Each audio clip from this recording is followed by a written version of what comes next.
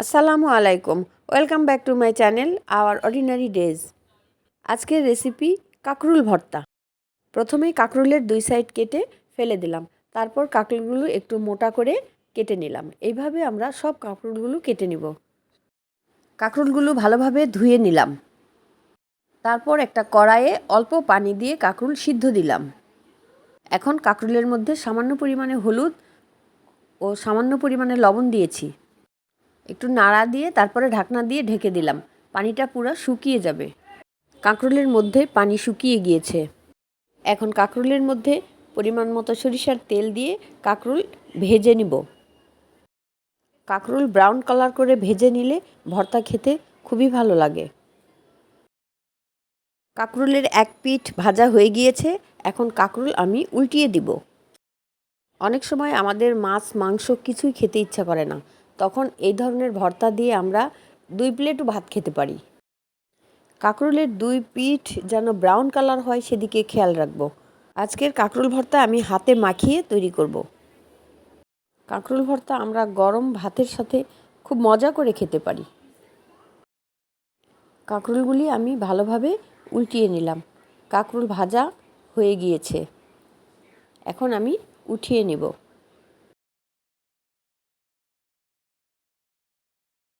আরেকটি কড়াইয়ে আমি সামান্য পরিমাণে সরিষার তেল দিয়ে দিলাম। তেলের মধ্যে আমি মরিচ দিয়ে দিলাম। মরিচটা একটু তেলের মধ্যে ব্রাউন কালার করে ভেজে নিব।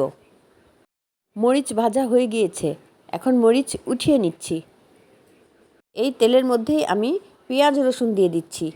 এখানে একটা মাঝারি সাইজের পেঁয়াজ আছে, আর হলো রসুন 3 কোষ ছিল, টুকরো করে নিয়েছি।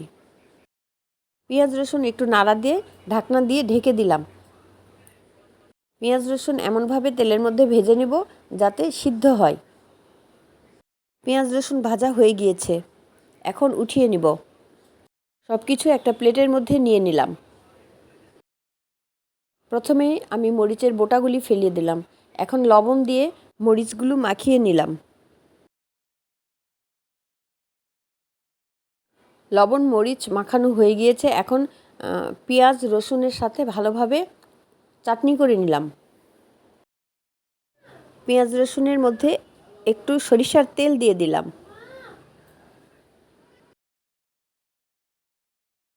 এখন কাঁকরোলগুলো আমি ভেঙে নিলাম। কাঁকরোলের মধ্যে যে বড় বড় বিচি আছে সেগুলি ফেলে দিলাম। বন্ধুরা, যারা কাঁকরোল ভর্তা পছন্দ করেন তারা কমেন্ট করে জানিয়ে দিতে পারেন। যারা আমার এই চ্যানেলে নতুন তারা প্লিজ একটা লাইক দেবেন, সাবস্ক্রাইব করবেন, পাশে থাকা বেল আইকন বাটন অন করে রাখবেন। যারা অলরেডি সাবস্ক্রাইব করেছেন তাদেরকে অসংখ্য ধন্যবাদ। এখন সব উপকরণগুলো ভালোভাবে মেখে নিব। কাঁকরোল যদি কোথাও একটু গোটা গোটা থাকে তাহলে সেগুলি হাত দিয়ে ভালোভাবে ভেঙে নেব। যে কোনো ভর্তা যদি আমরা হাতে তৈরি করি সেই ভর্তার স্বাদ অনেক গুণ বেড়ে যায়। ফাইনালি তৈরি হয়ে গেছে মজাদার কাঁকরোল ভর্তা। আসলে কাঁকরোল ভর্তা অসম্ভব মজাদার একটি ভর্তা। আপনারাও এইভাবে তৈরি করে খাবেন। ভর্তা খেয়ে যদি ভালো লাগে তাহলে লাইক দিবেন, সাবস্ক্রাইব করবেন।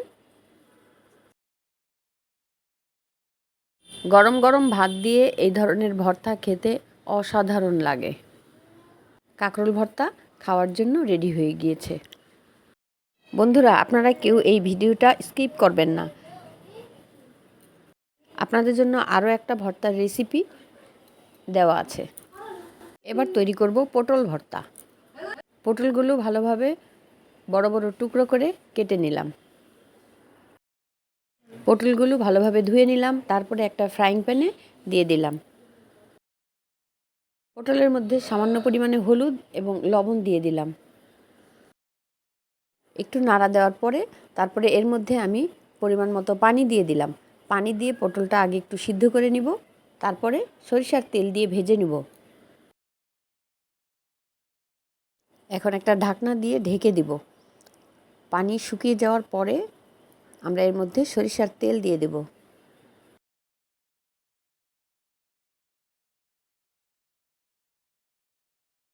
আবারও একটু নাড়া দেওয়ার পরে সরিষার তেল দিয়ে দিলাম। সরিষার তেল দিয়ে আমি পটলগুলো ভালোভাবে ব্রাউন কালার করে ভেজে নেব।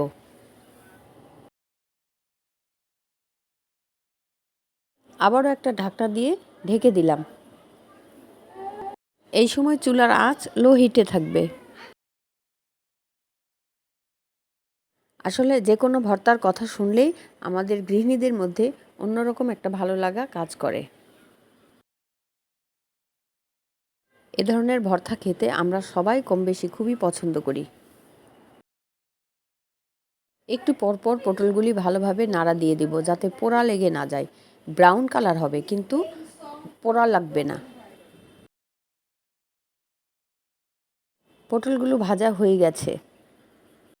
এখন একটা কড়াইয়ে সামান্য পরিমাণে সরিষার তেল দিয়ে দিলাম। এর মধ্যে 2টা মরিচ ভেজে নিলাম। মরিচ ব্রাউন কালার হয়ে গেলে উঠিয়ে নেব।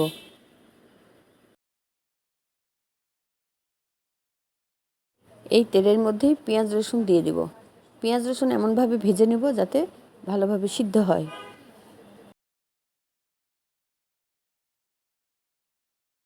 পেঁয়াজ রসুন ভাজা হয়ে গেছে। এখন আমরা ভর্তা তৈরি করতে যাব। একটা প্লেটে সব কিছু নিয়ে নিলাম। মরিচগুলোর বোটা ফেলে দিলাম।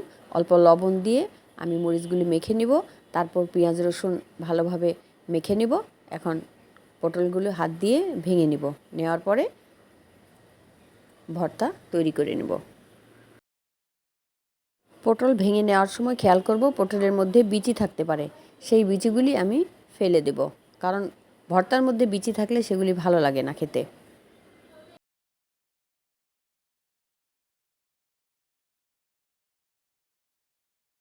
সব কিছু মাখা হয়ে গিয়েছে। এখন এর মধ্যে আমি একটু ধনিয়া পাতা অ্যাড করব। ধনিয়া পাতা দিয়ে আবারও ভালোভাবে মেখে নেব। ধনিয়া পাতা দিয়ে যে কোনো ভর্তা তৈরি করলে সেই ভর্তা খেতে খুবই ভালো লাগে।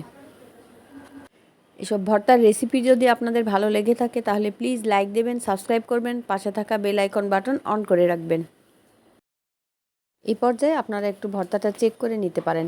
আমার মনে হয়েছে ভর্তাতে একটু লবণ লাগবে, তাই আরও একটু লবণ দিয়ে নিলাম। সব উপকরণগুলো একসাথে মাখা হয়ে গেছে। এখন ফাইনালি তৈরি হয়ে গেছে পটল ভর্তা। অনেকে হয়তো ভাবতে পারেন পটল আবার কোনো ভর্তা হলো নাকি। আসলে অনেক সময় মাছ মাংস খেতে ইচ্ছা করে না, তখন এই সাধারণ ভর্তাগুলি অসাধারণ হয়ে যায়। তৈরি হয়ে গেছে অসম্ভব মজাদার পটল ভর্তা। বন্ধুরা, এসব রেসিপি ভালো লাগলে লাইক দেবেন, সাবস্ক্রাইব করবেন, পাশে থাকা বেল আইকন বাটন অন করবেন। সবাই ভালো থাকবেন, সুস্থ থাকবেন। আসসালামু আলাইকুম, আল্লাহ হাফেজ।